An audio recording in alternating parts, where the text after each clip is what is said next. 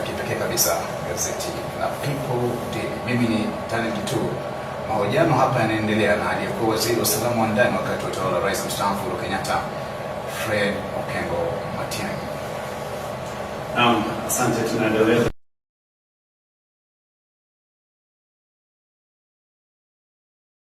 Wengine wanahisi kwa mwenye la kusukumia Rais mstaafu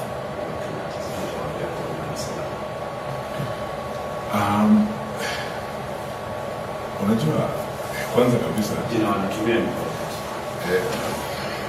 sawa, niseme hivyo, huwezi kusahihisha historia. Tuanzie hapo kwanza. Mimi sijakataa na historia iko imeandikwa. Nilikuwa waziri katika serikali ya Jubilee kwa miaka 10. Niliteuliwa na Mheshimiwa Uhuru Kenyatta na nilikuwa waziri wake, na nilishiriki katika utekelezaji wa mipango ya serikali ya Jubilee na sera za Jubilee, kwa sababu kama singeamini hizo sera singekubali kuteuliwa kuwa waziri katika hiyo serikali ya Jubilee. Sera za Jubilee 100% transition ya school tulikubaliana, kupunguza malipo ya shule tulifanya pamoja, kuhakikisha kwamba kila mwanafunzi wa Kenya anafanya mtihani bila kuulizwa pesa. Hiyo zote ni sera za Jubilee. Mambo ile ya beyond zero yote tulifanya tukiwa pamoja. Ujenzi wa infrastructure in the country tulifanya tukiwa katika serikali ya Jubilee. Wewe mwenyewe unaona hapo Kenya Katiba ambayo ni kazi ilikuwa yafanya na Jubilee. Mimi najihusisha na kazi ambayo ilifanywa na serikali ya Jubilee, nilitumikia wa Kenya kupitia kwa hiyo serikali, na namshukuru Mwenyezi Mungu kupitia kwa Mheshimiwa Rais Uhuru Kenyatta kwa kunipea nafasi hiyo ya kipekee. In fact, Wakenya hawangenijua na zingejulikana kama singekuwa waziri katika hiyo serikali. Na ile kazi tulifanya wakati huo na mabadiliko ambayo yalikuja katika nchi yetu ya Kenya yakiongozwa na serikali ya Jubilee. Tulikuwa hapo sote kwa hiyo serikali ya Jubilee. Mheshimiwa Uhuru Kenyatta alikuwa na mawaziri karibu 30, ukihesabu hata wale ambao walitoka mapema ama wale ambao walitoka katikati ya safari ya hiyo serikali. Zote pamoja na aliyekuwa naibu wake wa rais ambaye ni rais sahi, tulitumikia serikali hiyo ya Jubilee tukiwa sote. Sasa kama mimi ni mradi kuliko mimi zaidi ni yule alikuwa naibu wake wa rais ambaye ni rais sahi. Sasa mimi nakuwa mradi kwa sababu nilitumikia serikali ya Mheshimiwa Uhuru Kenyatta, na siwezi kusahihisha historia niseme sikutumikia hiyo serikali ama ninaanza kukana kusema mimi siamini sera za Jubilee.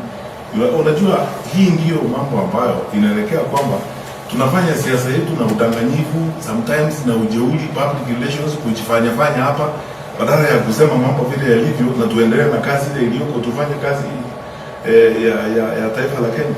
Rais Kenyatta alichaguliwa, alipigiwa kura, hakujiweka kwa madaraka yeye mwenyewe. Na sasa mimi sioni vile naweza kuambiwa eti wewe unasukuma kwenda kwa pande hiyo. Wanafanya kazi sote pamoja. Sasa nani alisukuma naibu wake wa rais ambaye ni rais wakati huo? Kama mimi ni project kwa sababu nilifanya kazi kwa hiyo serikali, basi naibu wake wa rais ni project kubwa kuliko mimi, kwa sababu yeye ndiye alikuwa namba 2 kwa hiyo serikali. Tulikuwa sote pamoja kwa National Security Council wakati huo, tulitumikia sisi wote. Na tuseme hivi, siwezi kuambiwa eti ni makosa kwa sababu nilifanya kazi kwa serikali ya makazi ile nyingine. Kama mimi ninasukuma kwa sababu ya mali nilifanya kazi na hiyo tulifanya kazi na yeye, mbona mtu ajaniambia mimi ni project ya World Bank? Sababu sasa hivi natoka World Bank.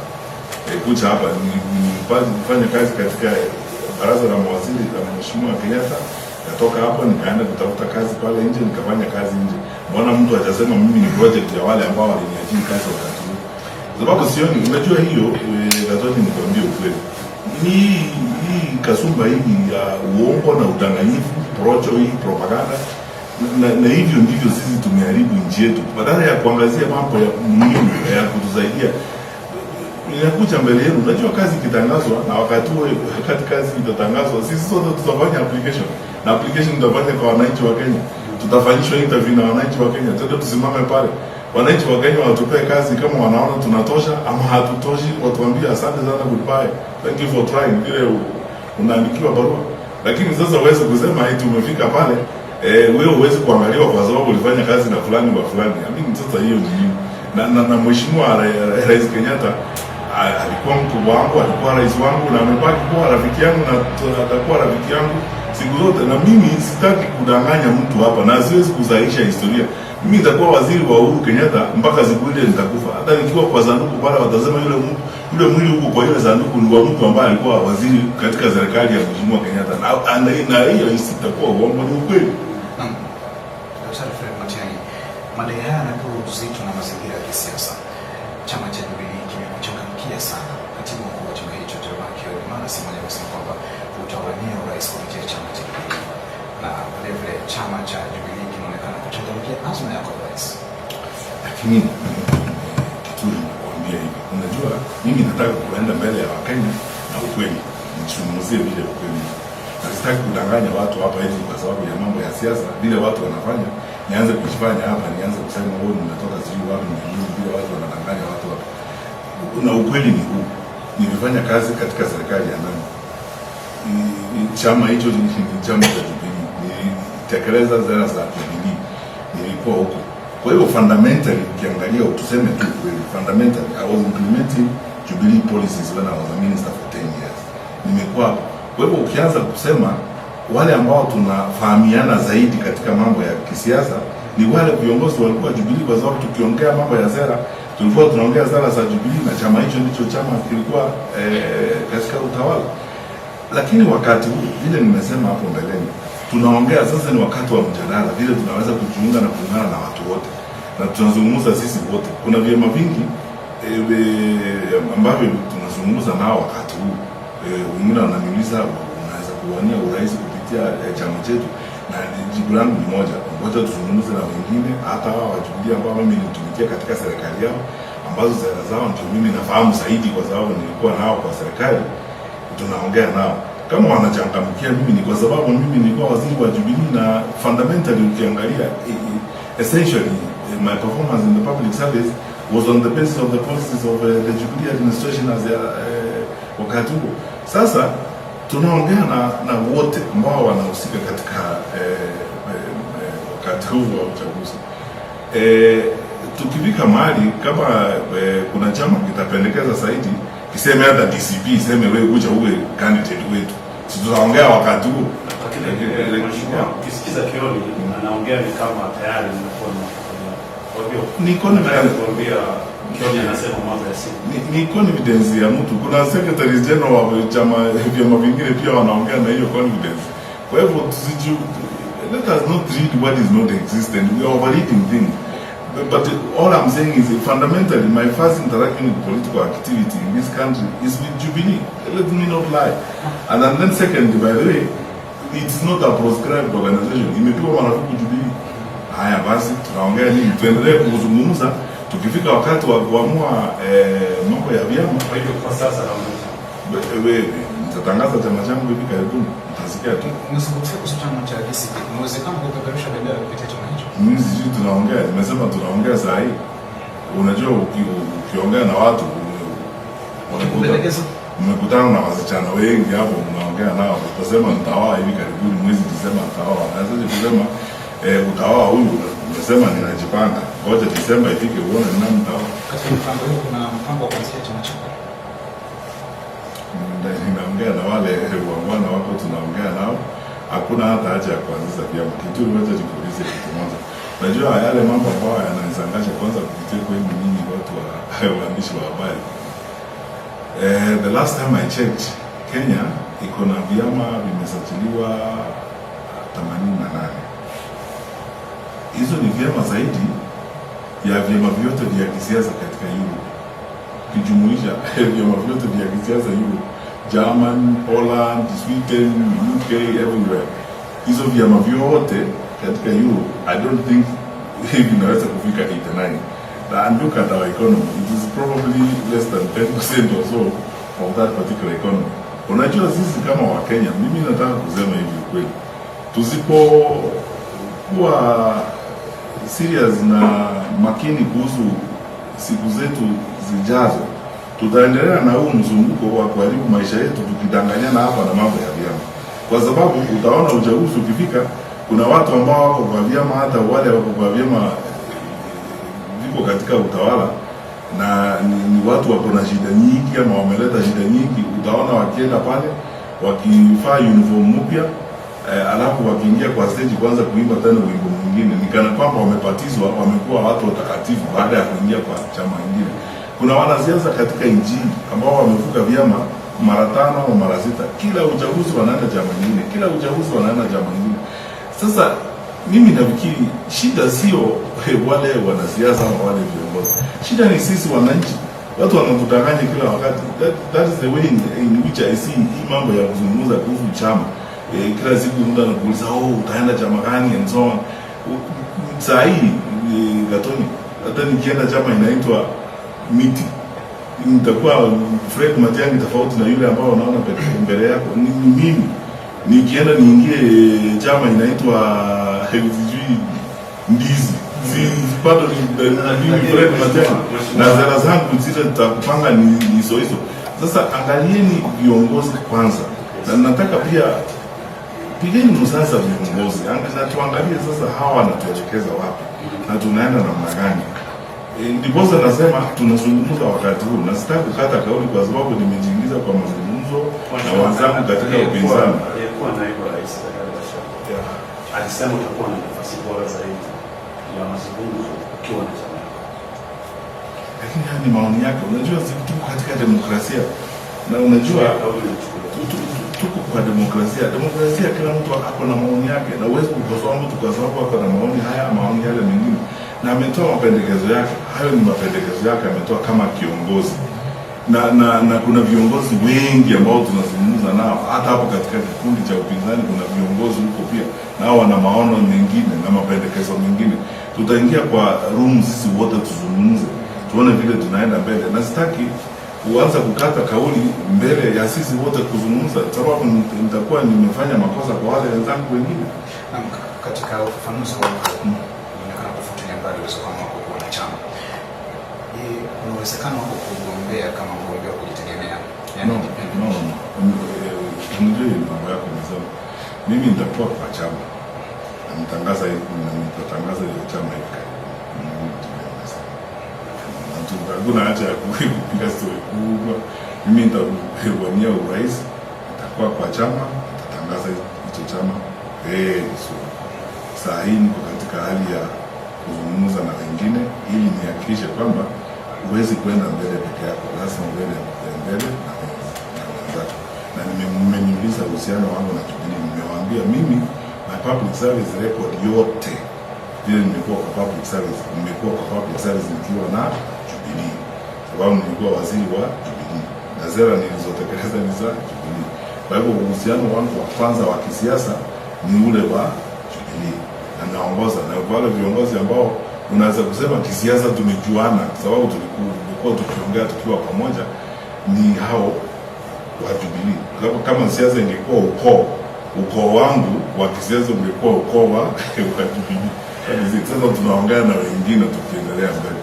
Mheshimiwa, tumewaona katika muungano wa upinzani, lakini pia tunasikia kuna mvutano chini ya maji. Unajua wakati siasa yetu iko na porojo mingi sana. Unajua hata watu wakati mwingine mkiwa katika kikundi moja kama ni kikundi cha upinzani, mnaingiliwa hata na wale wako kwa serikali, propaganda inaanza kutoka pande ile, watu wanaanza kuwazungumzia maneno. Unajua saa nyingine unasikia kucheka kwa sababu tunakutana na hata hatujaanza. Tumeanza kukutana hivi majini. Sasa tunakutana na hata hatujaanza safari. Kulikuwa na ile ripoti wiki iliyopita kwa gazeti. Kuna wale wengine wanasema Matiang'i, wengine wanasema Kalonzo, migogoro, kuna mivutano kidogo. Moja ni kueleza my friend. Unajua hii ndio porojo ya chekesha. Unajua mnawezaje kuwa mnakutana na hata mtaanza safari, mmeignite gari tu namna hii, mshaweka petroli hapo kwa petrol station na mjaenda hata kilomita 2 kwanza kusema mmeanza kuvutana na safari hata haijaanza. Lakini moja ni kueleza ukweli ni kwamba wale tuko pamoja, tumeungana pamoja, si ni wanasiasa, ni watu ambao wanatafuta viti. The truth of the matter is that we are not Christian Union. This is Christian Union. ambao tunaingia hapo kuomba na kuimba nyimbo kila siku na kuomba na kusema hosana twende nyumbani. Kila mtu ako na matakwa yake na mambo yake ya kuongea tukiwa hapo ndani, lakini broadly kwa ukubwa tumekubaliana kwamba nchi yetu ya Kenya inasema sisi wote tusimame pamoja.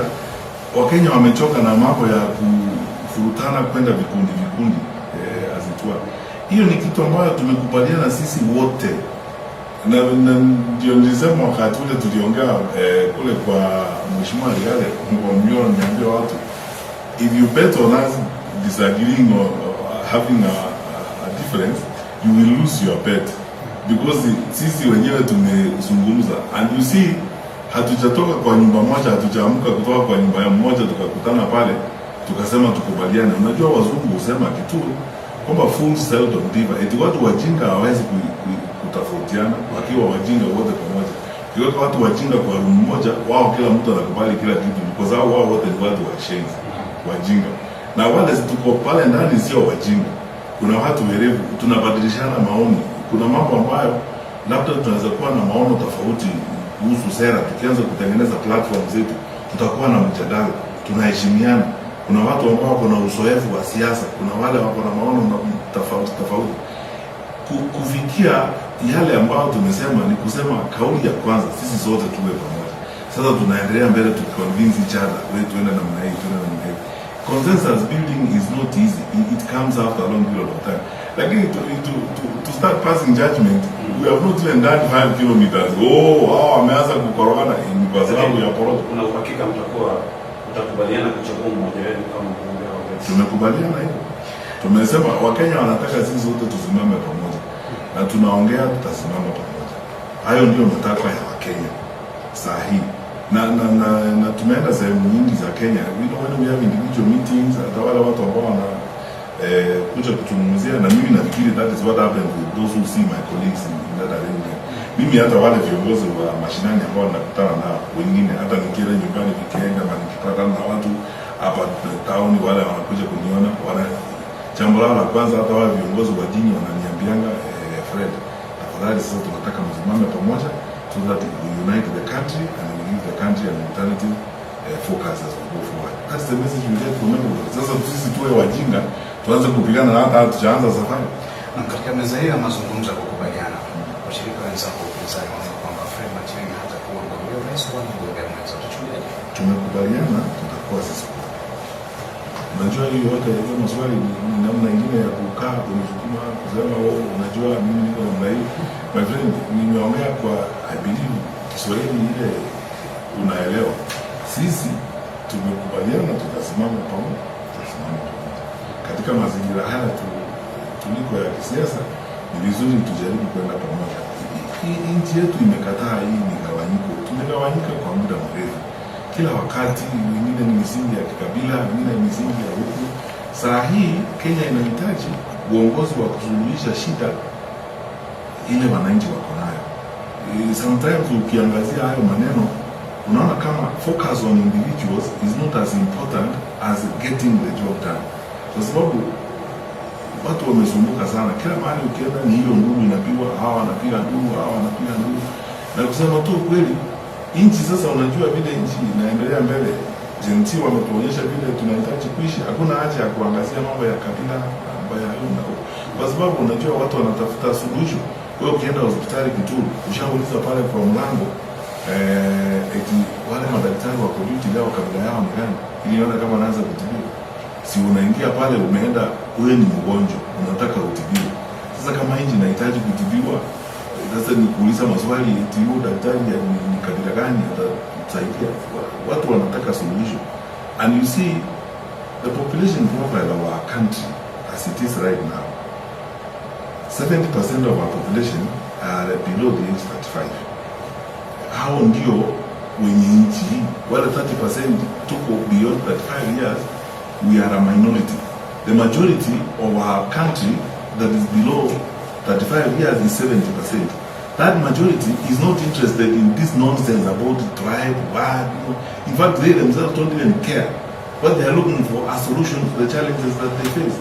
And those are the solutions that we need to offer this time. That is why when there were Gen Z demonstrations, even children of people who hold public responsibilities walienda kujumuika na wenzao kwa sababu wanataka kutafuta suluhisho. Kama baba yako ni mkubwa wa serikali ama ni mkubwa wa siasa, hiyo wao hawajali hayo, watu wanatafuta suluhisho. This time in Kenya, it's going to be solution-focused leadership. That's where we are headed. Solution-focused leadership. Who will solve our problems? And to go out there and make propositions and convince people that you actually can solve their problems and fix the challenges of the country. It is about fixing the challenges of development in this country. So the country is looking for a fixer to sort out problems. That fixer is not, they are not going to ask you what tribe you are, they will take a solution. Na mkinipea dakika moja Gatoni, wakati nilikuwa waziri wa elimu, my friend, nilienda shule kutoka Timbila huko mpaka wa Taita Taveta na Tanzania, mpaka Mtwara na Nyeri, mpaka kila mahali. Hakuna shule nilikuwa naona, hata nikiendesha gari namna hii kwenda Nakuru, nifika hapo njiani naona signpost na Iwasha boys naingia, kama niko na nafasi kidogo nasema naingia. Kwa sababu hapo ndipo elimu inafanyika. That the country wants to focus that way. Na hakuna shule nilienda hata moja. Mtu hata mwalimu hata mwingine aliniuliza mimi ni kabila gani, walisema waziri amekuja. Na hakuna shule niliingia niliuliza principal wewe ni kabila gani. Siku moja shida ilitokea, kwa mtoto alikufa shule nyingine pale karibu na Kakamega. Nilipanda ndege hapa KQ in the morning. I was in Kisumu by 7:30 I was in the school. Kabla hata wa jamaa parade nimeingia kwa shule, ninatafuta mwalimu mkuu. Hata alikuwa atafika staff room, napatana na wale walimu kwa duty, naanza kuambia shida gani imetokea hapa, tusuluhishe shida. That is it, that is the attitude. Sasa watu wetu kwanza kuzungumzia eti kabila hii kabila nyingine, utakuwa ukizungumzia wewe mwenyewe ukianza kuuliza maswali kama Kenya ni ukitoka. Mheshimiwa, kuna hofu kwamba wengine wengi wanavutiwa kuingia katika serikali. Sijui kama hili linafanikia ama sijui kama kuna taarifa kama hiyo. Mimi sitaki kuzungumzia porojo sababu mimi sijui nani anavutiwa kuingia serikali. Lakini hadharani. Mimi sijui nani anavutiwa kuingia serikali. Mimi hakuna mtu ananivutia kuingia kwa serikali kwa sababu mtano unajua tutazungumzia maneno wasi hapa. You know, we are all adults. Sisi watu wakubwa. Hakuna watoto hapo, kwa hiyo maneno tunaongea. Sasa it's indeed obvious, it's abundantly clear saa hii vile tulivyo kwa nchi. Tunataka kusuluhisha shida ambayo iko kwa hii serikali. Mimi sasa sioni unavutiwa kuingia huko suluhisho. Yaani kuingia huko ndio suluhisho. That is the solution. Daktari Fred Matiang'i, kila Jumanne jioni K24 TV na Kameme TV tuna kipindi maalum kabisa kwa vijana wa Gen Z. Tunawapa nafasi ya kufunguka na kuzungumzia kuhusu masuala muhimu na mabadiliko muhimu ambayo wanataka kuona nchini. Vijana hao wanasema wanataka kusafisha mfumo wa siasa. Wanataka kuondoa wanasiasa, wanataka kuondoa wanasiasa fasadi. Je, safisha hii itakuwa nasi? Mimi si mwanasiasa wa Kongo. Tunasema wanataka wote wanasiasa wa Kongo. Mimi sasa sisema nasema mimi chaingia siasa hiyo naingia kwanza, mimi si mwanasiasa wa Kongo. Mimi si mfisadi, uzema wanataka kutoa watu ambao hawajakuwa na siasa. Sasa mimi hiyo klasi hiyo category yao sasa mimi itanipata wapi? Kwa sababu mimi si mwanasiasa mkongwe. Mimi mnaniambia sichaingia siasa, saa hii ndio naingia, sijui hata siasa ninajifunza. Mimi ni mwanasiasa form 1 and so on and so forth. Sasa hii itanipata wapi hiyo kusafisha hapa? Sababu hiyo wanasema mfisadi, mimi si mfisadi. Sasa nini wanasema kitu kingine? Wanasema mtu ambaye hajui kuzungumza Kiswahili. Nimejaribu kuzungumza Kiswahili, sasa kitu kingine gani wanasema naweza kunieleza? Wewe ni chaguo bora kwa. Mimi sina shida. Honestly speaking, mimi hata sitaki kusema najipigia debe. Honestly speaking, I think kama nchi inataka seriousness and delivery of services, I'm probably one of the candidates they should look at very carefully. Kwa sababu ninaambianga watu kila wakati, unajua kitu mimi kwanza, kwa sababu sijaingia kwa hiyo maneno, I have no scores to settle with anyone. I am here for only one purpose, making a contribution to fix the challenges that face my country. And to go forward. Sasa mimi sina shida na mtu, I have no political debts or anything. I am like them, I want a better country. Like them, I want to solve these challenges. Nikwambie ukimpea dakika moja. Wakati nilikuwa waziri wa elimu nilienda Parents Day Pangani Girls. Niseme au wale walimu na wanafunzi wa Pangani watu nilaumu nikisema haya. Tukiwa pale nilianza mfumo mwingine wakati nilikuwa waziri wa elimu. Nilikuwa naambia walimu wenzangu na wazazi kwamba tukiwa na mikutano na wanafunzi ni vizuri tuanze kusikiliza wanafunzi. Wapo wakati mwingine tunazungumziwa na walimu na wale watu wakubwa pele, tunaenda pale tunakula pilau tunapotea.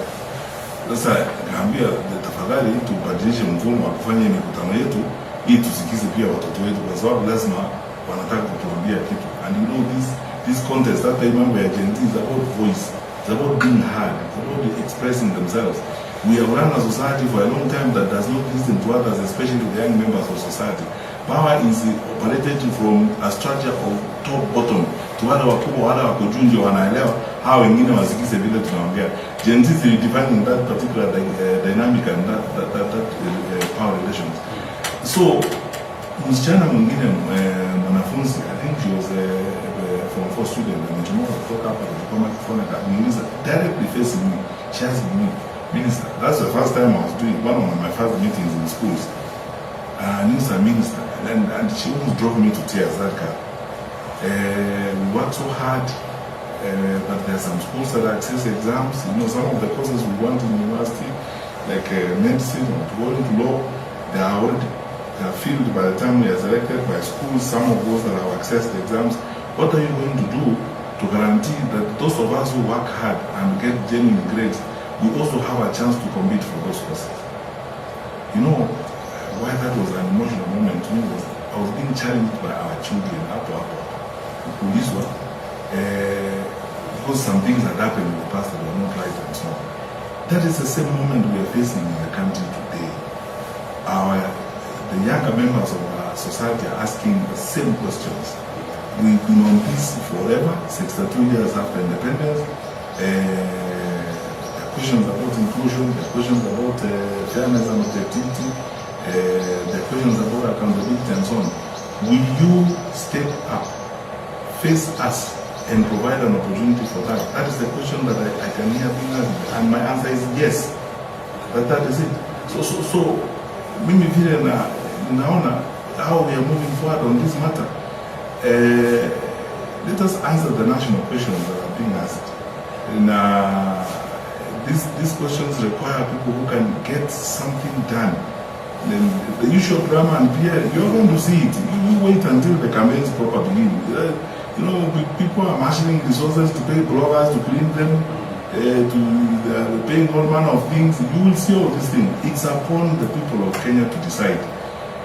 And I think what we need, and the question has already been placed. The issue is how do we go forward and ensure that that is done for the sake of our country. Wewe ni kiongozi aina gani? Kwa sababu watu wengine wanakuchukulia kama kiongozi mkali au well, you see, first of all, mimi naheshimu mawazo na maono ya wale. Kwa sababu najua huwezi kujua na wewe mwenyewe the tofauti ya private and public life. Ni kwamba ukiwa katika public life, wananchi wanakuona na wanaona ile kazi unafanya, na wao wenyewe ndio wanaweza kusema vile wanakuona. Kwa hivyo kwanza sitaki wakosoa niseme wale wanasema hayo wanasema ubaya kama mimi ni kiongozi mkali. Lakini unajua hii jamii yetu ya Kenya, mimi vile naona na nakwambia ukweli, kwa sababu kwa muda mrefu sana tumezoea viongozi wa kuongea na kupiga story na kupiga mdomo. Wale viongozi ambao wanazingatia utekelezaji, delivery and getting results done, wanaonekana kama ni viongozi wakali. Mimi nafikiri ukali wangu unatokana na kule kusisitiza kwamba kama tuliamka kutoka manyumba yetu leo asubuhi tukaambia watu pale kwa nyumba tunaenda kufanya kazi, tafadhali tuingie pale tufanye kazi, na hiyo kazi ionekane, itaonekana kabisa na itajizungumzia hiyo kazi yenyewe. Wakati tulikuwa kwa serikali, na nimesema haya mara kwa mara, Mimi nilikuwa namuuliza hata Mheshimiwa Rais wakati mwingine akitokea mamlaka, nilikuwa namuuliza what do you want to achieve, what results do you want to achieve, wewe unataka kuona nini hapa? Na kila wizara tukienda, Mheshimiwa Rais was very categorical in most cases, you know. Aliponipea for example ile task ya Kiumira, aliniambia mimi nataka hii maneno ya Kiumira iishe in the next 3 months, kwa sababu sitaki kwenda kwa baraza siku nyingine alafu mama achomoke kutoka kwa halaiki ya wananchi pale akipiga mayowe eti bwana yake amekata kichwa na mwili uchapatikana na mambo kama hayo. Sasa mimi nikiingia hapo, mimi sitaki kuangalia left or right, na focus hiyo result niliambiwa na mkubwa. Ikifika tarehe 30 Septemba tutoe title deed, tutoe title deed. Wakati nilienda kwa Ministry of Education, Rais aliniambia hii ushenzi inaendelea hapa ya kuiba mtihani itatuharibia jina na sisi tutakuja kusumbuka, na akaniambia wananchi kila mahali mnaenda nduru ndio hiyo inapiga. Mimi sitaki maneno, nataka muhakikishe. In fact hata wakati walitutisha alisema hiki kama mtu atatabisha mtafute nyingine. Sasa mimi nikiamka asubuhi kila ujao kazi yangu ni kukusanya wenzangu wote katika hiyo wizara na kuambia my friend, the result we want is easy. There's someone who described this. I can't remember. There was a Lee Kuan Yew or somebody, one of the big performers and big achieving leaders. That sometimes, my friends, leadership is all about achieving the objectives you have as a country, getting the results. You can stand up and say, while I was there, I did A, B, C, D. This is how results are realized. Na uongozi ni sawa. Tunaweza kupendana, tuambiane story, tuimbe, tukule pamoja, tutanganyane. Hizi lugha unasikia hapa hizi karibuni, ya kuunganisha waya, mimi ndio nilienda nikapanga, nikaunganisha waya, nikatenga, sijui nikafanya nini. That is not what the country wants. What the country wants results. You know, umefanya nini? Asubuhi waamuke wapate ile barabara imejengwa na hiyo. In fact at that time hata hakuna haja ya kujipiga kifua kwenda pale kusema eti mimi nilitengeneza barabara. Si sasa nikuulize wewe Katoni, tipa damu ziko wapi Kirinyaga? Hakuna haja mtu kukwambia tipa damu ilijengwa na nani? Si unaiona wewe mwenyewe kazi huko. Sasa mimi ni mtu wa kuzingatia kazi. Kama ni ukali, watu wanasema ni ukali, hapo ni mambo ya kuzingatia kazi. Na kama ni mambo ya hiyo kusema kiburi, mimi sijui wanasema nini, lakini ni ile kusisitiza kwamba mimi huwezi kunidistract, kunifuta hivi ama kuniambia hivi. Tukikubaliana yale tunafanya, mimi nafuatia yale tukubaliana tufanye. Na hatuwezi kuanza safari kutoka hapa eti tunaenda kufanya kazi pande ile, tukifika njiani mwasisi kuniambia unajua vile iko pia human being, unajua mambo hubadilikana saa nyingine, wewe tubadilishe hiyo. Sasa kama hiyo ndio inaonekana kama ni kiburi, mimi sijui, lakini mimi najua kwamba mimi ni mtu wa kuzingatia results. Na nikipewa kazi, utekelezaji ndio my greatest strength. Na kutekeleza natekeleza na watu wote. I can give you 100 names of senior civil servants that work in the government. Wonderful men and women I love to this day because of the wonderful work we did together. Na ilikuwa tu kuwauliza wangwana tufanye nini hapa. Wakubwa wengine wa serikali mimi nilikuwa na wauliza nikiingia kwa wizara. You know, there are people I work with that can give you names of people I met in government ministries. Fantastic, wonderful people. You ask them, hata mimi nawauliza kama waziri, unataka tufanye namna gani? Wananiambia waziri, tufanye hapo, tunavunja sheria, tufanye hapa, tuende namna hii. Utekelezaji. Na kuniuliza kuhusu kile ambacho Gen Z wanatazama na kutafuta kiongozi ambaye ataongoza mwaka 2027. Na swala jingine ambalo wanatazama ni kiongozi ambaye ataheshimu katiba.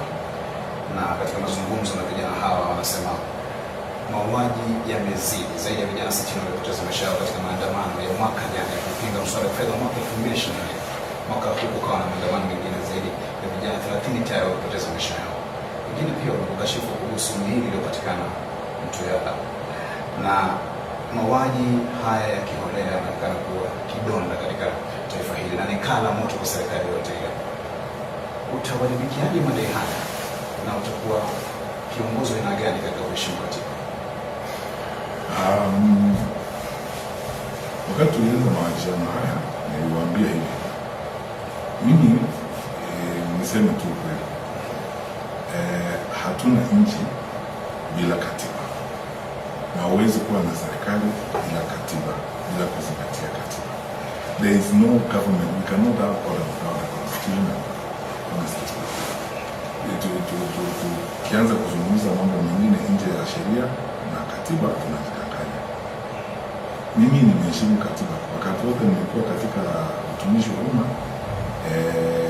Nimechukua kiapo, na wakati tumetofautiana hata wakati mwingine na wakubwa kwa serikali wengine, mimi kila wakati nilikuwa nawaambia tunafuata katiba ile inasema. Na kwa sababu umeniuliza haya maswali, nataka nikueleze tu pole vile ilivyo. Unajua, kwa sheria kwanza, ukiwa waziri wa usalama, vile nilikuwa waziri wa usalama, watu wanafikiri ukiwa katika wizara hiyo una nguvu kufanya kila kitu. That is not true. Constitution 2010 tuliyo nayo is very strict, especially on the ministers, because they know what you can do if you are not kept within a framework of control. Mimi nashukuru, nimesema haya wakati mwingine na katika sehemu zingine kwamba nilipatika kuwa katika serikali na wanasheria wa ajabu sana. Mimi na mwezi Professor Githu Muigai, ambaye alikuwa Attorney General wetu. I mean, probably one of the best lawyers in this country has ever produced. Smart brain. Secondly, retired Justice Kihara Kariuki. Fantastic people, very clever and very, very honest. Kila ukifanya kitu unamuuliza Attorney General. Na hao wawili, hao wanasheria wakuu, kila wakati tukiwa na shida unaenda pale retired Justice Kariuki, very honest man, Christian, anakuambia waziri, sheria haikuruhusu kufanya haya, usifanye haya. Kwa hivyo wakati wote mimi nilikuwa kwa serikali, sisi tulifuata sheria katika utekelezaji wetu. Lakini nisizungumzie makosa ambayo yanafanywa na watumishi wengine wa serikali, wakiwemo maofisa wa usalama, kwa sababu tuko na sheria. We are a country that is governed by the law. Tuko na sheria. Unajua kitu, hata kwa kanisa kuna sheria na itikadi za kanisa. Nasema huyu ukiwa bishop ufanye hivi. Ukienda nje ya hiyo, kuna kikundi pale cha viongozi ambao watakaa waseme huyu bishop alifanya hivi, sasa imefika wakati wa kuadhibiwa, na utahatibiwa kutoka hapo, utatolewa. Utaambiwa sasa wewe huwezi kuwa bishop siku nyingine tena. Haya mambo yote yanafanywa kwa sababu watu wote duniani wanajua binadamu mahali popote waliko lazima kuwe na uwezekano kwamba sheria itavunjwa ama sheria itakiukwa, na temptations to break the law are real in most cases. That is why police officers have standing orders. There is a code of conduct everywhere. That is why we have the penal code where crimes have been committed. What I have been emphasizing is that tusianze kuingiza porocho katika mambo ya security, for example, kwa sababu the advice I took, that I treasure most myself when I was in government, is from some of my senior colleagues in the security sector. And for that, mimi naambia Wakenya, honestly speaking, tunahitaji kumshukuru Mwenyezi Mungu, sababu tumekuwa na historia na desturi ya kuwafundisha maofisa wa usalama vizuri sana. Some of our leaders in the security sector are probably the first to get in the region. And they're wonderful people. Wengi walikuwa wanatushauri msiingize siasa katika mambo ya security. Ikifika katika security, hiyo inatukutanisha sisi wote. Hakuna serikali, hakuna upinzani ikifika maneno ya security. What that means is that we be open and transparent and real serious when it comes to crimes that have been committed. That's why I've said before, mimi ndio mtu wa kwanza kusema kama kuna makosa ilifanyika wakati tulikuwa kwa hiyo wizara, ama makosa ilifanyika na mtu yote, iletwe hadharani so that ijulikane ni makosa gani ilifanyika na nani alifanya hayo makosa. Kwa sababu badala ya kusimama sasa waanze kusema too porojo to condemn people, I believe in the rule of law. And in cases that have happened, what are Kenyans asking? Kenyans are asking for accountability. Hata hii maneno mauaji imefanyika wakati wa maandamano. And let all the institutions that are involved do their work. IPOA iko kama na kazi ya IPOA ni kuangalia mahali police have gone beyond the limits of their powers. And let them, I mean, watu hawakupigwa risasi na shetani, walipigwa risasi na binadamu. Lazima hao binadamu wajulikane. And in fact, I can go further than that. Mimi naheshimu ile kazi nilikuwa nafanya na naheshimu wenzangu katika idara ya usalama, lakini there is a way you can go if you follow the records and so on and the proper investigations were done. You can pin down the individual officers who are involved. Sure. It's a fact. Wacha waadhibiwe, that's what we're asking. Mheshimiwa, ni ukweli kwa wakati ulipokuwa serikalini kuna miili ilipatikana mtaani. So swali ni hili, where does the buck stop? My friend, Wajibikaji tupatina. wakati maneno hiyo ilitokea, sisi wote tukiwa kwa serikali, tuliuliza polisi na DCI, wakafungua file, wakaanza investigation kwa hiyo maneno. Wakati tulitoka kwa serikali, walikuwa wanaendelea na uchunguzi ijulikane ni akina nani. In fact, when we wanted an inquest at that particular time, the security officer said an inquest is necessary when so many facts cannot be easily traced. Now we have the bodies. The members of the family or the next of kin will come and pick the bodies. We will conduct the investigation. We will piece together the facts from that point and get to the truth of the matter. So we said, fair enough, let us proceed. So the question is, you know, I have said this several times before. It's very easy to bandy blame around and throw blame around because it's politically convenient to do that kind of thing. Where can we have open investigation? Where can we make this matter open? Mtu akikuja mbele Gathoni aseme mtu ambaye alifanya hii maneno ni Fred Matiang'i, sheria iko. I have never lived above the law in my life. So when you ask me about response, you ask me to make a decision and judgment on a matter that facts have not been brought out to light. And if we go that direction, we are going to repeat the same mistakes that are going on now, where there are problems, and instead of solving the problem, ni siasa tunataka kufanya nayo. Sema tukianza haya mazungumzo kusema serikali kwa mkono mrefu, serikali inajua kila kitu kinachofanyika. So sasa hivi nataka kutuambia serikali yenye ulikuwa unafanyia kazi haikujua ama haina habari. No. But you see, that is why Gathoni, the DCI had opened the file. DCI had done investigations. There are reports in those files that need to be looked at. I didn't go away with them, and I will not deny that our officers did not know about the matter. Why can't they share what they know? That's what I'm saying. You see, I don't want blanket condemnation. Usimama hapa kusema ni Kithure alifanya hivi ama ni Gathoni alifanya hivi, na tena sasa tutoe lawama kwa Kithure ama kwa Gathoni.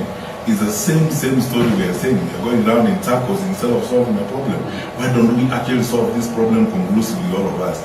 Put all the facts that are available in the open, and let those who accountability go the direction investigation is taken.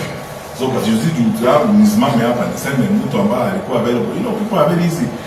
I know what people would like to see happening in a situation like this is where you name people and say they should be condemned and so on and so forth. And I'm saying that is a very dangerous path to take for a country. What will solve our problems in the country is to be truthful and to focus on the reality that we have as it is. Kama makosa imefanyika na hiyo mtu amefanya makosa ijulikane. It's the same thing as a government saying ni upinzani ndio inalipa watu. Huyu upinzani ni nani? Kuna mtu dunia hii anaitwa upinzani. There is nobody called upinzani. Somebody has a name. Kama ni Fred Matiang'i, enda kwa account zake, muone vile alitoa pesa, akalipa nani, akalipa huyu, au wauni wakuja waseme huyu ndio is the one who's running this Gunzi culture in the country, analipa huyu, evidence ipelekwe kwa magistrate namna hiyo. Dr. Fred Matiang'i, maandamano ya vijana wa Gen Z yamekuwa kala moto kwa serikali ya mamlakani sasa.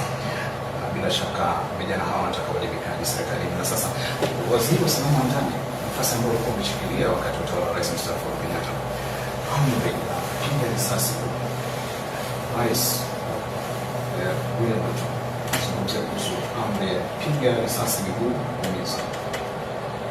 Amri hizi zinamaanisha nini? Umekuwa waziri wa usalama wa ndani katika kukabiliana na maandamano. Well, my friend, I'm sure hata wewe mwenyewe unajua unataka nikwambie nini, sababu unataka nivutie yale hata wewe mwenyewe unajua, sababu kwa President Kibaki alikuwa anasema unataka nikwambie na wewe mwenyewe unajua sisi ni nchi ya sheria na tunafuata sheria vile. There are cases I know as a former Minister of Security, there are cases I know where it is allowed and or allowable under the law when there is active combat, especially if you're involved with bandits or terrorists, where active combat. That is called active combat. And in case of active combat, of course you can't tell officers not to shoot. Their lives are probably in danger. They are facing people probably more armed and better armed than themselves. I know that even me, when I was Minister for Interior, a number of times when we were dealing, especially with some active combat challenges, we encouraged our officers that the law covers them very well in case of active combat with bandits and terrorists. But demonstrators are not terrorists. They are not even armed, as it were, and you know what the law says. The only right I would like to add to this, and I'm doing it with utmost respect, and it should be seen that way. Unajua sisi tumelelewa katika mazingira yale ambao wale ambao wako katika ofisi ya rais tunawaita baba wa taifa, father of the nation, which means that wakati yote imekuwa vile imekuwa, kila mtu dunia hii, awe mtu wa upinzani, awe mtu wa kuandamana, awe afisa wa usalama, wote wanaangalia katika ofisi moja kama final cover ya kila mtu ambaye ni Mkenya. That is why desturi yetu na historia yetu, sisi kama Wakenya tunaita wale ambao wako katika wale ambao wamebarikiwa kuingia katika ofisi hiyo, tunawaita, wanaitwa baba wa taifa. Hiyo ndio desturi tuko nayo. Kwa hivyo kuna matamshi mengine hata wakati tuko na shida, mimi ningesema tu kwa heshima kubwa, na nikisema hivyo nimejiunga na wale viongozi wengine kama Senator James Orengo na wale wengine ambao ninaona wamezungumzia haya maneno, kusema kwamba na wale ambao wanamsaidia Mheshimiwa Rais kwa hii kazi, kuhakikisha mara kwa mara kwamba wanamsaidia Mheshimiwa Rais kuhifadhi hiyo sifa ya baba wa taifa.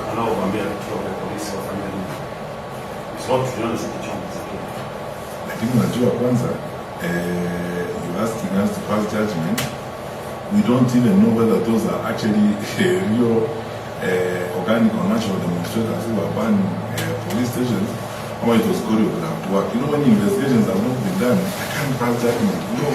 I'm very careful. I'm a former Minister of Security. I have to be very careful about the things that I say. I can't now say that there are people who I can't even use that kind of language.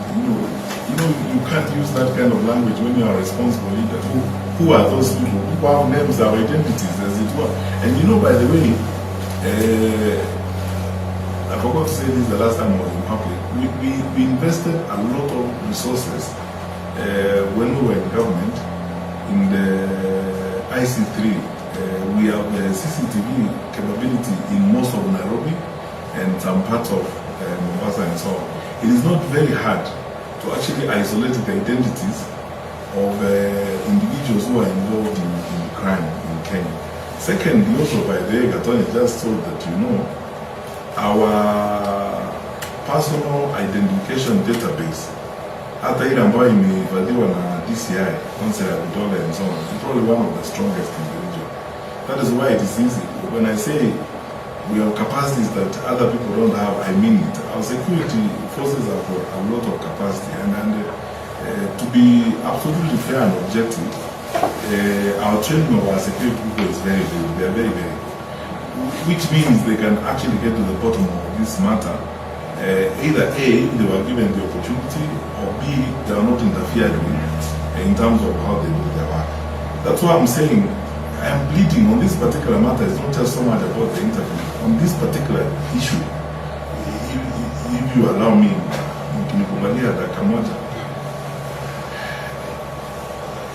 I have faith. I know most of the people who are senior in the security sector, because I worked with a number of them, and I know their capacity. Their people, they can actually do a good job, or probably a different job, if there is less political pressure and less politicization. Because I can tell, I am not a child, I am not a fool. I was in that sector for a long time. You can tell when there is extreme and negative political pressure, on security sector actors.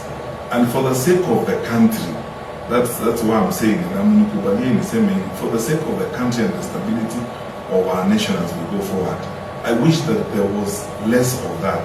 They are able to do a good job on their own, their capacity and so on, and some of these incidents will not really happen. You can tell from some of the things that are happening, and me more than anyone else, you can tell clearly that there could be elements of politicization and elements of political pressure in this. I don't want to go into details of this because I don't have facts on this yet. I have not done investigation on this matter, and that is why I'm very hesitant and careful to pass judgment on this matter, because, as I said, me more than anyone else have to be very careful on this, because this is a sector I worked in for a long time and I understand it very well. Accountability. Kuliwahi kuhukumiwa kwa kuna amri za mahakama katika minister passport cancellation. So sijui Wakenya watakuwa ni vipi ikiwa rais wa jamhuri pia kufuata amri kama hizi. By the way, we have to continue to umekosea, you have your facts wrong. Mimi kuhukumiwa kuhusu mambo ya passport cancellation ya this one. What happened is that an appearance on a matter that was before a judge in court on the issue of Miguna that happened while I was at the TSU headquarters for the Passover parade, and when that appearance did not happen, or we did not appear, we were said to have been in contempt of court. The matter went to the Court of Appeal. I don't know how to talk about it because we are always advised not to comment about things when they are next time and comment on what's in court. But otherwise, the truth of the matter is that there is not a single passport, not one, and I challenge you or anyone else to show me one that I cancelled. Naam, vijana wanalalamikia kuhusu ukatili wa maafisa wa polisi na bila shaka kwa waziri wa usalama wa ndani. Na hali ya kutomanisha vijana kujitokeza barabarani kuandamana kuhusu utawala. Na tumeona hata baadhi ya maafisa wa polisi wakilalamika kuhusu hali ilivyo pamoja na ukiukaji wa haki za binadamu na amri ambazo wanasema hazijafuata katiba kutoka kwa mkubwa wao. Wakati huo vijana hawa wamechangamka katika mitandao ya kijamii, wana uwezo wa kubainisha afisa wa polisi ambaye mhusika mpatili tazama kisa cha mchuzi wa barakoa mfaskari aliyepigwa risasi na polisi na afisa wa polisi. Je, vijana hawa katika masuala haya ya usalama wameinasa serikali katika kuwaajibisha maafisa wa polisi? You know, if I may take this moment pia kuwaelimisha wasikilizaji na watazamaji. Kituo, our policing culture by tradition inaitwa policing in a civilian government context, kwamba serikali iliyoko katika Kenya imechaguliwa na wananchi, so that it's a civilian government that is playing oversight over the country. We are not a police state, or we are not a military state as it were. Therefore, any actions by security forces are guided by the oversight of the civilian leaders of government. That's what happens. And tumebarikiwa tangu uhuru wetu 1967 hatujakuwa na wakati tuko katika chini ya ulinzi wa jeshi ama ulinzi wa security ambao hauzingatii katiba. Maana yake ni hii, the citizens have a right to ask questions of security officers or to ask questions of officials of the security sector. Hata nikiwa waziri wa usalama, na nafikiri hata wale wako huko saa hii ni kitu wanafanya, kwa sababu ukienda kwa baraza kama unaenda kufanya mkutano wa hadhara na chief na assistant chief na wale wengine, sheria inakuhitaji kwamba usikize pia hata wale wananchi ambao wako huko, kwa sababu hii ni serikali ya wananchi, serikali ya kidemokrasia ambayo imechaguliwa na wananchi. Kwa hivyo vijana wa Kenya wakiuliza maswali ama waseme ofisa fulani anaitwa fulani wa fulani akipatikana na hiyo ni haki yao, na iliposa katiba yetu iko na Independent Police Oversight Authority, kwa sababu ikiwa ni serikali ya wananchi ambayo ni serikali imeteuliwa kidemokrasia, lazima isikize wananchi na maoni ya wananchi kuhusu vile usalama wa nchi unalindwa. Kwa hivyo vijana wa Kenya wakiuliza hayo maswali, wakisema ofisa wa polisi huyu amefanya haya, amefanya yale mengine, hawajakosea, they are very much within the law, they are doing the right thing. Now it is upon the leaders of the security sector wao wenyewe kuwajibika na kujibu hayo maswali, kusema la ilifanyika ama haikufanyika. Nikupe mfano. When I went to Harambee House, and I hope my colleagues then don't mind me saying this because it will best demonstrate you what I mean. Wakati nifika pale, IPOA ilikuwa inaongozwa na Macharia Njeru. He was the chairman of IPOA. Until the time I arrived there, there had never been a meeting between IPOA and the Minister for Interior. There was a relationship of animosity of some kind at that time. Mimi hata nimempigia Macharia Njeru simu, nikamwambia sasa nataka kuja kwa ofisi ya IPOA tuzungumze pale. Nikaenda pale, yeye mwenyewe akanieleza. Nikaongea na Joseph Koinetu, was the Inspector General of Police. Kulikuwa hata na investigations zilikuwa zinaendelea wakati huo.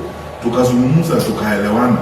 Kila mtu afanye kazi yake. IPOA iko na kazi yake ya kufanya, sisi wizara tuko na kazi yetu ya kufanya, na Inspector General of Police ako na kazi yake ya kufanya. Na sheria inaeleza vile kila mmoja wetu atafanya kazi yetu. Kwa mfano, ukiwa waziri wa usalama, you cannot instruct the Inspector General of Police under the law. You can't. I mean, show me the law that allows you as a Minister for Interior to instruct the Inspector General. And I keep saying, mimi wakati nilikuwa hapo niliandika barua mbili. Niliandikia Koinetu barua moja na niliandikia Mutembai barua nyingine. Na kila wakati niliandika hizo barua, nilipitisha kwa Attorney General anieleze kama nimevunja sheria ama sijavunja sheria. Kwa hivyo wananchi kuhusika na kazi ya polisi ni mambo ya kawaida, ni sawa, hawajafanya makosa yoyote. Ni wajibu wa wale ambao sasa wanasimamia idara hizo kuwajibika, kuchukua hayo ambayo yanaletwa, maoni ambayo yanaletwa. Hata sisi wakati tulikuwa kwa serikali tulipata memorandum nyingi, kila mahali nilikuwa naenda, nilikuwa mkutano Malindi, wakati mwingine hata kuna kesi zingine wewe mwenyewe huwezi kujua ukiwa hapa Nairobi. Wakati mwingine nilienda Malindi, nikapata familia nyingine wananingojea nje ya mkutano, mahali tulikuwa kwa mkutano, kusema kulikuwa na kesi ambayo ofisa wa polisi alikuwa amemnajisi mtoto pale, very early incident that happened, na there was delay in terms of investigation and so on. Nikiwa hapo nilimpigia Inspector General simu, nikamwambia nimeambiwa haya mambo imefanyika namna hii namna hii. I can't announce here, you know, by the way, I can't discipline a police officer under the law. I'm the Minister for Interior, yes, but I can't discipline a police officer under the law. Sasa hii maneno wewe mwenyewe ndio utachukulia. Koinetu alichukulia hayo maneno, kuanza mambo yao ya order room proceedings and so on and so forth, vile inatakiwa kufanya. So there is nothing new. I mean, I don't even see why we are spending time on discussing. If somebody says for example, or takes a picture or gets an officer getting involved in something, and they complain to, that's what they are supposed to do. That is very much within the law. That's what they are supposed to do. And what they are doing is actually the correct thing. And I commend them for doing that. Now, the ball is in the court of those who are supposed to act. Wachukua mambo yote, waseme sasa tulipata ripoti hii, Gatonyi ameleta hii, Kithure ameleta hii, na Fred Matiang'i ameleta hii, na huyu mwingine ameleta hii, lakini tumechunguza haya yote, tumepata ripoti ni hii na hii na hii. Hivyo ndivyo nchi inaendeshwa. There is nothing new in my honest view. And they are right to do that. Mheshimiwa, tumalizie na masuala ya IEBC. Watu wengine wanasema hawana imani kabisa na IEBC hivi sasa. Waliapishwa last week. Yes.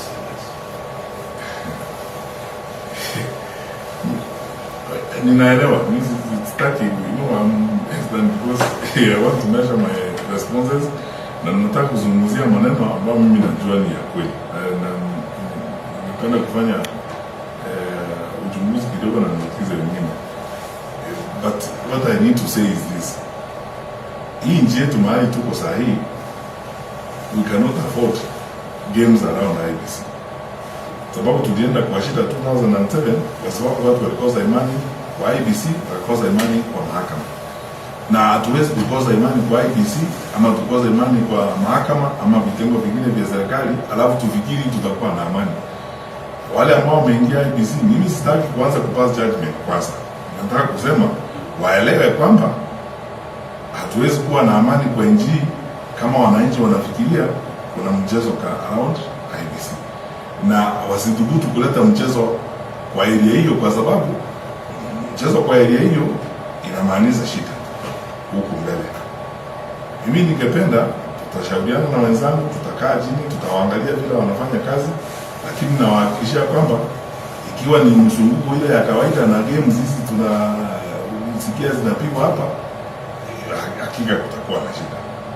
Wao ni Wakenya, wanaelewa nchi hii na wanaelewa mahali nchi iko. The best thing that can ever happen to this country is a free, fair, transparent election. The absence of that means unimaginable things I don't want to talk about. So for now, I don't want to pass judgment myself. All I want to insist is that I hope, I mean, they are not, I looked at their papers, wanaonekana wengine watu wamesoma sana, wengine ninawajua bazao, I know their qualifications, lakini waelewe kwamba tuliingia kwa shida nchi hii, tuko na historia ya kuingia kwa shida kwa sababu watu walipoteza imani katika IEBC. Sasa ni jukumu lao kuhakikisha kwamba Wakenya wana imani katika kazi yao, kwa sababu hiyo imani kama haitakuwepo inamaanisha tunaenda kwa shida. Baadhi ya viongozi wengine kama wamekuja amenukuliwa na vyombo vya habari akisema watamwimbia president Rais William Ruto. Sijui mnalichukulia hili jambo. Unajua, hiyo ndio yale maneno nilikuwa nasema mbeleni.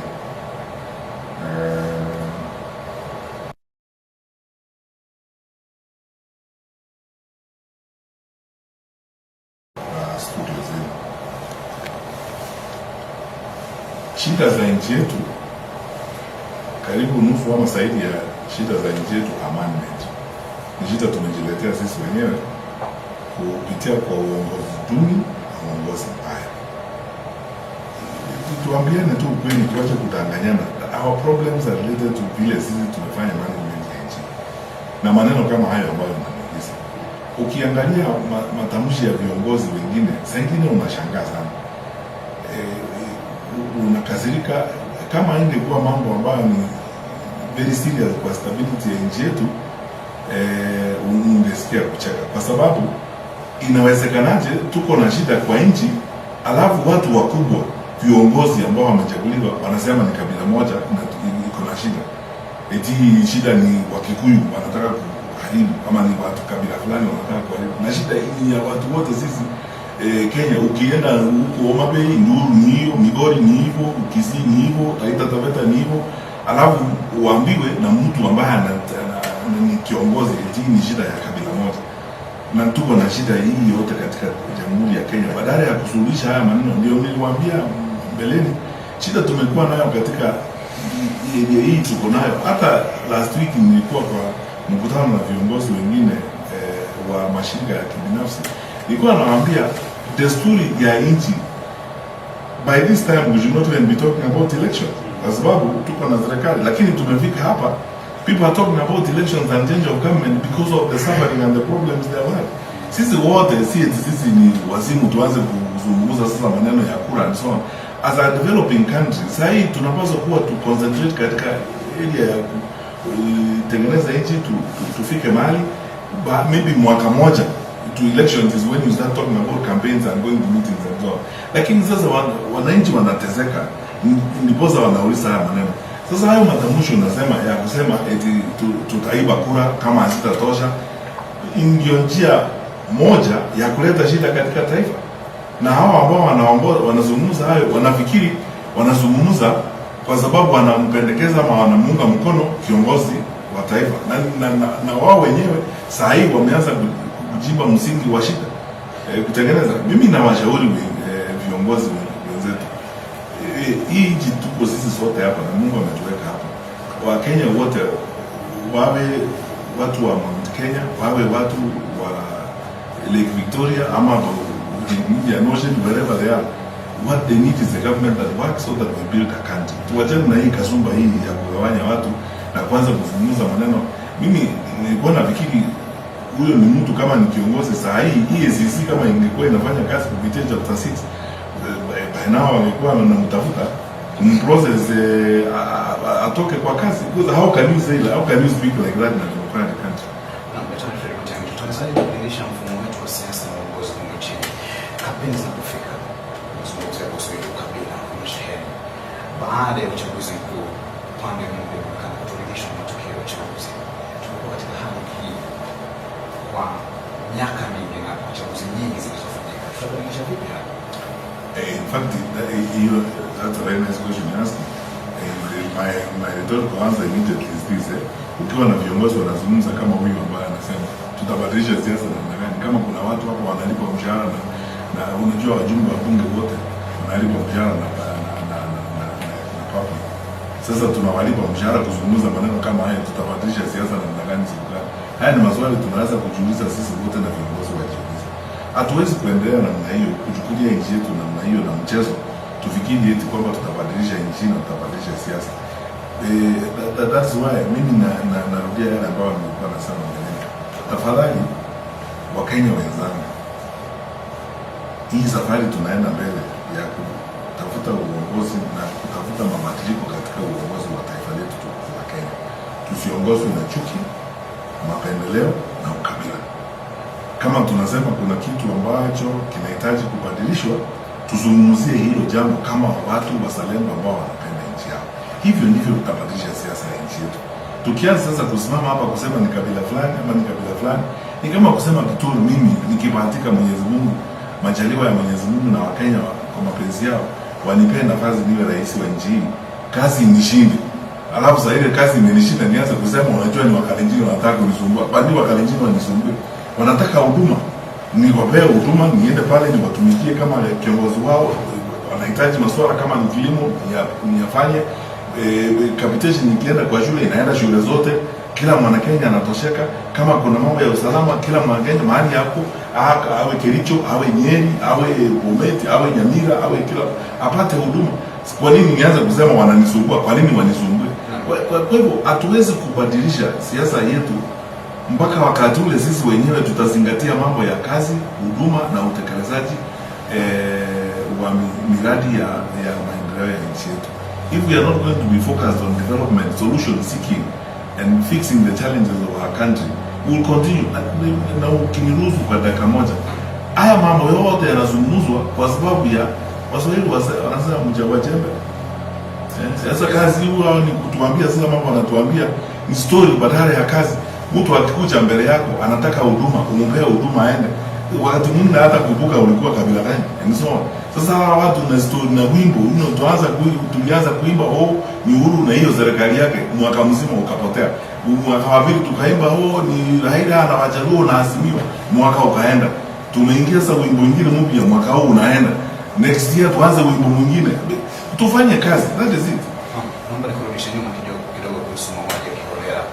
Na kutokana na hali hii ya mauaji ya kiholela, sasa aliyekuwa Jaji Mkuu David Maraga anazungumzia kuhusu uwezekano wa Rais William Ruto kujipata katika mahakama ya kimataifa ya makosa ya jinai ICC.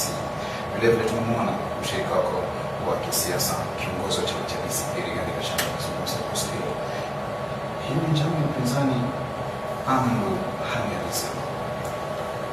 Unajua hiyo inaitwa conspiracy theories. Ni bila mtu anakuambia umevaa shati nyekundu na tai nyekundu, unaanza kusema hao watu walinipangia. Walikupangia wapi na shati nyekundu umevaa? Ni straight forward matter you can see. Sasa unajua watu wakisema makosa imefanyika na sisi wenyewe we have signed up to the statutes and so on. And when we have signed up to the Rome Statute and all these investigations will follow. Sasa unaweza kusema ni watu fulani wamekupangia. Watu gani? Unajua hii conspiracy yote na hii projo inatokana wakati watu hawafanyi kazi. Unajua nile tulikuwa tunacheka zamani tukiwa shule. I did not do my homework because I got take my books. Or because the river was overflowing and so on and so on. I mean, honestly speaking.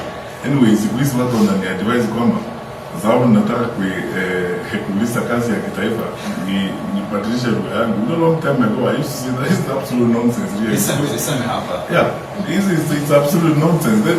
The truth is supposed to be what it is. You can see what it is. Ukifanya kitu umefanya kitu. Huwezi kuanza kusema ni fulani wananipangia, ni fulani walinipangia, ni yule mwingine alinipangia. Wanakupangia kwa nini? I mean, it's a straightforward kazi. Kama nikiamka asubuhi naendesha gari nikienda town, niende nigonge mtu wa bodaboda pale kwa makosa, what is the best thing to do? Nisimamishe gari nitoke nje nimwambie muungana I'm sorry, mimi sikuwa naona unavuka hapa, kama kuna makosa traffic police officer atakuja Gatonye atuambie Gatonye yako right, wewe uko wrong and so on. Na ukiambiwa hivyo umwambie insurance ni pesa ngapi, that's what take insurance. why do we take, this is why I find maybe that's why I'm not fit for politics. Why do we straightforward issues that are clear? Ni kitu wewe unaweza kuona hadharani mchana unaona vile iko. Alafu unasema umepangiwa. Kuna mtu anaitwa upinzani dunia hii, hakuna mtu anaitwa upinzani. Hii mambo inaonekana wazi. Kwa hivyo mimi sijui kuambia direct. Mimi sijui njama ya mtu yeyote. Hao wote viongozi ambao wanazungumzia hayo maneno, wanazungumzia mambo ambayo yako. Ukifanya makosa utaadhibiwa. Kama utaadhibiwa kitaifa, utaadhibiwa kimataifa. So mbona tulisaini Rome Statutes kama hatuamini kuadhibiwa kimataifa? Si unajua marais ambao wako saa hii former President Charles Taylor of Liberia is seated in jail. Kwa nini? Alikuwa anapeperusha anapeleka silaha Sierra Leone kwa rebels ambao wanakata watu mikono na so. Sasa wewe unajua mwenyewe ukianza kupea rebels silaha na ukifanya maneno kama hayo utapelekwa pale kwa ile koti na utaadhibiwa. Unawezaje kusema unapangiwa na nani? Lakini mheshimiwa, tunasikia tetesi kwamba Kenyatta hapo na msukumo kama huo, Kibaki pia hakusukumwa vile. Uhuru hakupeleka silaha kwa rebels kwa nchi jirani. Kibaki hakupeleka silaha kwa rebels kwa nchi jirani ama mahali kama yuko hapo. Mimi sijui. Sasa unajua hii mambo haikufanyika. Kama kitu imefanyika saa hii, huwezi kusema inafanyika kwa sababu ya ukabila. Mimi hatukuwa na maneno. Mimi nilikuwa waziri wa usalama, nilikuwa serikali miaka 5. Tulikuwa na maandamano hakika. Kiongozi wa upinzani hata alienda pale Uhuru Park kujiapisha wakati huo. Tulikaa pale tukiwa kwa room, control room. I was the minister for interior that time, in charge of that. Nimekaa pale na watu wote, na generals wote tumekaa nao pale. Tuliamua hapo tukienda hata tukipiga hata mtu mmoja stambiti ile tutokana pale Uhuru Park watu watakufa. Tukakubaliana hawa wangwana wanaelewa nchi, wacha waende pale watafanya nini? Si wataenda pale watajaribu kujiapisha na wataona hata wao vile President Kibaki alikuwa anasema wanajienjoy. Watamaliza kujienjoy wataenda nyumbani. Na walienda nyumbani wakati walimaliza kujienjoy, hakukuwa na risasi ilitupwa, hakuna mtu aliuawa. Tulikuwa hapa siku hiyo. Sasa uwezi kusema mbona siku ile hatukumpangia Uhuru alipiga nani risasi Uhuru Park, yule alienda akajaribu kujiapisha wakajienjoy pale. Saa 12 ikafika jioni, kila mtu tukaenda zote nyumbani. Hata Uhuru wako hapa alikuwa Ethiopia kwa mkutano, alipokuja nyumbani akaendesha gari mzuri, akaenda nyumbani, hatukuwa na shida, hakuna mtu alipigwa risasi, hakuna mtu alisumbuliwa.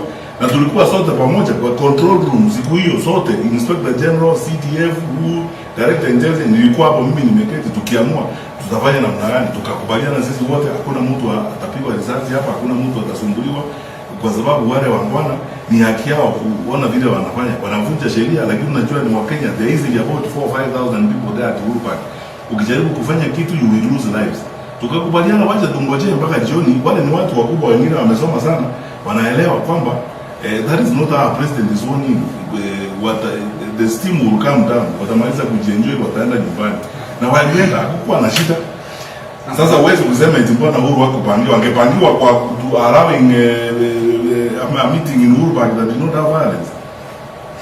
Umezungumzia kuhusu kinara wa chama cha ODM wakati huo kujiapisha. Na tazama kabla uchaguzi mkuu wa mwaka 2022, kinara wa chama cha ODM wakati huo ndani ya muungano wa Azimio alizungumzia kuhusu mazungumzo ambayo mliyafanya pamoja na Rais mstaafu Uhuru Kenyatta, na ulionekana kama mmoja ya chaguo kuhusu kuwania urais, lakini akasema baadaye kwa hekima zenu mkaona Raila Odinga awe mgombea wa urais. Na sasa Raila Odinga anaonekana kushirikiana na Rais William Ruto. Kuna uwezekano wa Raila Odinga kufanya kazi na wewe? Friend, ili nikwambia mimi sitaki kurudia mambo ya poroto na siasa ya watu wengine hapa. Hao viongozi wote wanazungumza wote, mimi naheshimu viongozi wote katika Jamhuri ya Kenya. Na mimi I'm very fortunate na mshukuru Mwenyezi Mungu kwamba mimi sina shida na mtu yote. Hakuna mtu Kenya hii kwa siasa national leader who can say that mimi hawagaraja mengi sema niko na shida na wao. Labda nyinyi mnasema eti mimi ni mwanasiasa kwa mwana. Mimi sina shida na mtu. Na hayo mambo yalifanya, tulikuwa na mazungumzo na watu wengi sana hapo 2022 by the way. Kwa sababu ni vile mtu kuna express interest, vile nime express interest mwaka huu. Sisi tunazungumza sana na viongozi wengi sana, upinzani wengine hata wako kwa pande ile wanatukuja kutuuliza maswali kama tunaweza tukitembea pamoja safari hiyo, tukienda hapo mbele nini, wanaweza kutuunga mkono, wengine wanatuambia and so forth. It's a nature of taifa la Kenya. Ikiwa kwa majaliwa ya Mwenyezi Mungu mimi ndio nitapewa hiyo nafasi, nitafanya vile nitakavyoweza na vile Mwenyezi Mungu atanisaidia na atanibariki, nitoe mchango wangu kama mwananchi wa Kenya. That is all. Na sasa tukimalizia, bila shaka kuna azma ya kuwania rais, na kuna kiti hiki cha naibu rais kinaonekana kuwa kiti cha mfarakano katika siasa zetu hapa nchini Kenya. Sasa mgogoro wa kisiasa kati ya President Uhuru Kenyatta na rais wa sasa William Ruto anapokuwa naibu wake. Sasa tunazungumzia kuhusu Rigathi Gachagua ambaye tayari amebanduliwa, wanaingia pamoja na rais William Ruto. Iwapo utachaguliwa kwa rais, naibu wako atakuwa aina gani, na je, haya yatatokea tena?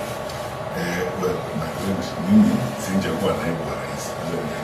Wapo utachaguliwa kwa rais? Sijakuwa naibu wa rais. Namba mbili, unajua huwezi kuvuka daraja mapema. You cannot cross a bridge in advance. Sijafika hiyo daraja. Ukifika hiyo daraja, tutavuka hiyo daraja na tutapanga vile tutavuka hiyo daraja. Huwezi kusema nikifika kwa ile daraja kati ya Sotiki na Nyamira nitaruka ama nitafanya namna gani. Ngoja tufike kwa hiyo daraja, tutaamua vile tutavuka hiyo daraja tutafika. Asante sana.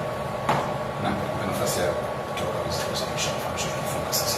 Mimi nawashukuru nyinyi wote na vile mnaona leo, hata kama nilikuwa kasirika na I was a little bit frustrated last week when I did not go to Meru for reasons I told you, because after Thursday hiyo siku hiyo nilikuwa niende Meru, nilienda tu breakfast meeting ile nilikuwa nayo kabla ya kwenda Meru, nikarudi nyumbani, nikakaa nyumbani na all day that day kwa sababu nilikuwa frustrated sana. Sawa, nilikuwa na hamu sana ya kwenda Meru for the cultural reasons I told you. Mimi bado nataka kufanya ile safari kama ile ya Obama alikuwa anakwenda Siaya, ndio nilale akili, alafu nionge pale barabu na yangu zio kuniambia na huko hata waambili kwa kodi kwa mahali, lakini sawa tu, Mungu atatoa nafasi nyingine ya kwenda huko siku hiyo. Lakini unaona hii ya masuala ya ujenzi wa taifa letu na maendeleo ya taifa letu, mimi nazungumzia kwa furaha, kwa sababu mimi sina emotional hard feelings about anybody, shida na mtu yote. Mimi tu ni yule Mkenya ambaye anatafuta nafasi ya kutoa mchango kwa nchi yake. Nikiwa na Mungu akinibariki baada bahati nipewe nafasi ya kutoa mchango kwa nchi yangu, I promise Kenyans that we will address some of these challenges. But my parting words, my brothers, are this because you are Kenyans. Countries go through situations such as we are going through right now. The worst thing that can ever happen to all of us is to lose hope in our country, to sometimes feel like get discouraged and give up in the face of these challenges. I know I have been talking to a lot of people, especially when I talk to a lot of my friends from the Mount Kenya region who are very angry and frustrated. In fact, I was talking to somebody last evening who was telling me, Najua, tunafanya like we're getting collective punishment like it used to happen during the colonial period. Watu walikuwa wanaweka concentration camp, so we are now getting, tunapata adhabu ya kijumla sisi wote and so on and so forth. And I told them what I'm telling you today, that you know, this happens that alafu tuende mbele na safari ya kujenga taifa letu. Na siku zetu za usoni, better people will do great things for our country, especially finally the blessing we have of the youthful population that we have, skilled, very patriotic. You know, Kenyans who tell you they don't want to move out of the country, they want to be here, they want to develop their country and live here. This is their home on earth. I mean, what more do we ask? That is it. All we need to do is make our contribution. Mimi nataka kutoa mchango wangu. I may not have everything, but I will give everything that I have. And God bless you. Thank you. Asante sana Daktari Fred Okengo Matiang'i, aliyekuwa waziri wa usalama wa ndani wakati wa utawala wa Rais mstaafu Uhuru Kenyatta, na vile vile mgombea wa urais ndivyo anavyosema atakuwa debeni mwaka 2027. Bila shaka umesikia maono yake na amefafanua kwa undani kuhusu sera mbalimbali. Asante sana mtazamaji na msikilizaji wetu wa vituo vyote vya Media Max kwa kutenga muda wako takriban saa 2 kusikiliza mahojiano hayo muhimu kabisa na Daktari Fred Okengo Matiang'i. Ndio mwisho wa mahojiano yetu hapa ndani ya studio zetu za Muda kutoka Karen hapa jijini Nairobi. Bila shaka Media Max inamiliki vituo 5 vya redio. Tunazungumzia kuhusu Kameme FM, Midale FM, Mayale FM, Meru FM, Msenango FM na Emo FM. Vituo 2 vya runinga. Matangazo haya yamekuwa mbashara ndani ya K24 TV, Kameme TV na vile gazeti la pekee kabisa la People TV. Shukrani sana kwa kutazama na kusikiza. Mimi ni Tani Kitu, mwenzangu